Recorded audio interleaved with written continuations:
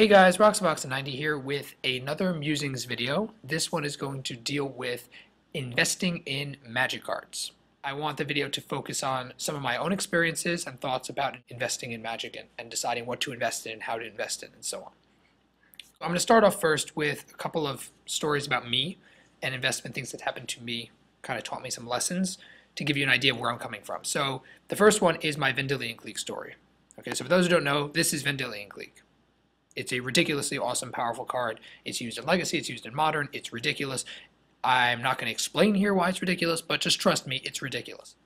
I had a Vendilion Clique. I pulled it when the set came out, and I wasn't playing competitively at all back then, so I just stuck it in my binder. This is the promo. I had an original one. So I sat in my binder forever. I started trading on YouTube. I had it in my binder, so someone offered for it. I looked it up. It was $7-8. Like, okay, no big deal. I'm not using it. I don't see what particular use there is to it since it's been this general price range for a while. It's not going anywhere. Do the trade. This is pre the release of Modern, by the way. Do the trade. I send it out. It's in the mail. It's 3 or 4 days. It goes from 8 to 25. Now that's a 3+ times increase in a very short time. So I was like, whoa, holy crap. I just lost a Vendilion Clique that now is worth so much money. It ended up spiking at that time and stopping at about 35. Okay, this was shortly before Modern. I think Modern was like a month or something afterwards. But whatever. So it happened. I had no idea. Exploded. Gone. So I lost my Vendilion Clique. And if those of you who watch my videos, you probably know I have one now. But this is Vendilion Clique, and I lost it. Why? Well, basically because I wasn't informed.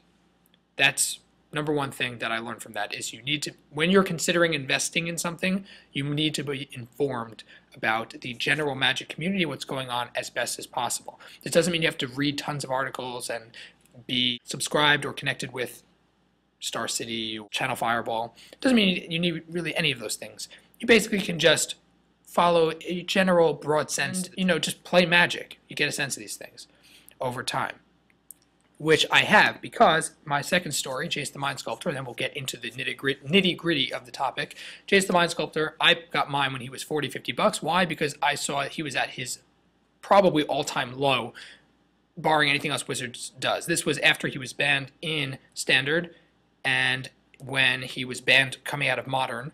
So he was banned in Standard and Modern. He's banned in most formats, minus EDH because he's not as good in EDH, and Legacy because he didn't impact the format necessarily more than other cards in the format. He was banned at his all-time low. Held on to mine, and then I started hearing a while after, he may be unbanned in Modern. Okay, this was a rumor going on. A lot of people talked about it. Supposedly, his price was rising, waiting on that decision. So people were picking up and selling, and he was very hot commodity because of the rumor that he might be unbanned. And I said, what? He's not going to be unbanned. He's Jace the Mind Sculptor. Why would they unban him in a format that's fairly new that they're realizing has a number of problems? I'm like, Jace, do you think they're going to unban Jace? So I thought Jace is going up because he's a serious player in Legacy. He's been out of print long enough, out of general print long enough. And he's a serious player in Miracle and Legacy, and he's used in lots of Legacy decks. He's a very powerful card. Everyone wants one. It's duh. I mean, he goes up and up and up. So what happens? Then it was announced, no, he's not unbanned. Did the price crash? No. It stayed pretty much the same at the highest peak it had been before they announced that. Because he was, in my opinion, his price was rising gradually and consistently for the fact that he was being used and that people wanted him. I don't think it really had to do much with the rumors, again, because his price would have dropped after it was announced, oh, we're not unbanning him. Okay, didn't happen. So those are my two stories. Sorry for it taking a little while, but it taught me pretty much that don't go with everything you hear about from people because not everybody knows what they're talking about, and you shouldn't allow everyone else to guide you. You have to kind of have, from your own experiences, hopefully, and also from people you trust around you to get a sense of when you think something is real, when something is not. Okay, but again, those are two things that I've had as lessons for me. Let's talk about investing. Okay, so I view investing in Magic cards like any other business that you invest in. You invest in stocks. There are high-risk stocks, there are low-risk stocks. High-risk stocks you put money into, they have a very high return on investment, and again, a very high risk that you could lose. Low-risk stock is supposed to be slow, gradual growth, hopefully, not all that exciting, but has a low risk to it. The chances of it crashing on you or causing problems, very low. So what, for example, are the elements that make up a high-risk stock in my book? Horace Partner. I'm just kidding. He's a very good example in this case for pretty much all three of the elements I want to mention. One is standard staples. Standard staples are high risk, period, because they're good now, and in 2 weeks they might be terrible. It really depends on the format, depends on the tour, depends on so many things that are constantly in flux, even just based on where the deck falls on the top 8. The deck that runs this card or given cards. So the price fluctuates way back and forth, $5, $10, $20 changes very, very quickly over a short time. So standard staples are not a great investment, in my opinion. Cards don't invest at the release of sets. Okay, a set comes out, everything is overpriced, period. Especially if you're buying / trading via the online websites, things are based on a high price that has not been tested at all. Not a good thing to base your investing on. Again, you can have, these are high-risk stocks. People can invest in them, especially if you play competitively. People want to try to use these things to win.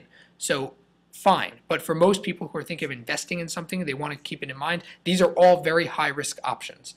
The third one I want to mention is format-specific cards. This means cards that work very well in one, maybe two formats and nothing else. You're not going to see play pretty much anywhere else. So Horace Partner hits all the categories. He's a standard staple. When he was released, he exploded and he was consistently kept high. He's been slowly adjusting for his use. Even as a consistently used card, he's dropped from his ridiculous highs.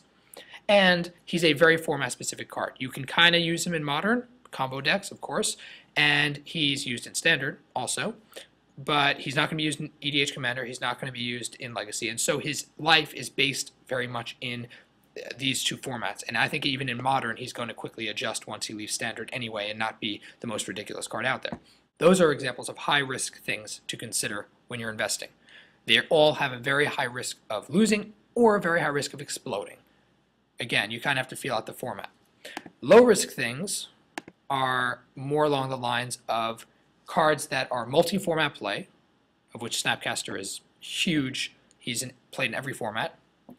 Consistent card value over time. Snapcaster, again, shows his colors. He's been sitting anywhere from $20 to $30, pretty much consistent throughout.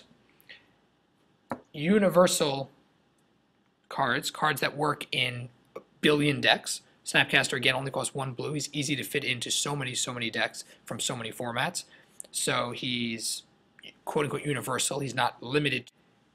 Those are the three things: the multi-format, the consistent card value over time, universal cards. These are the sort of things you think about when you want to have a low-risk something. You put, for example, I put a lot into Snapcaster Mage. A lot of my high-risk things, I traded Planeswalkers, I traded all sorts of stuff. I got hold of a couple of play sets, and I haven't regretted it since. He's been a consistent, stable value. And I know he is and will continue to be a stable value for the reason I just gave. Other things to think about. People ask me, well, how do I guess? How do I guess what's going to be the next big thing? How do I guess these things? Well, like anything else, it's very, very hard to do. You need to be invested. You have to know and be involved in the community and the larger industry of Magic. You have to have an idea of what's going on as much as possible. But I would say, coming from me, don't try to guess these things. Magic is very, very, it fluctuates like crazy. Something that everyone can say is awesome one day, the next day is out. It's very, very difficult to guess. And so, especially if you don't know a lot, you haven't been playing for many, many years, you haven't been following all the informational sources you can, I wouldn't try to guess ahead. Try to view what's already out there and figure that out. But I would say, if you really want to anyway, what I've done in my life, I've invested in Commander, the precons. So many of them I've opened myself, I've sold, and I still have sitting some. For instance, I have Heavily Inferno sitting around. I paid MSRP for it when it came out, and now on eBay they're running from $80 to $90.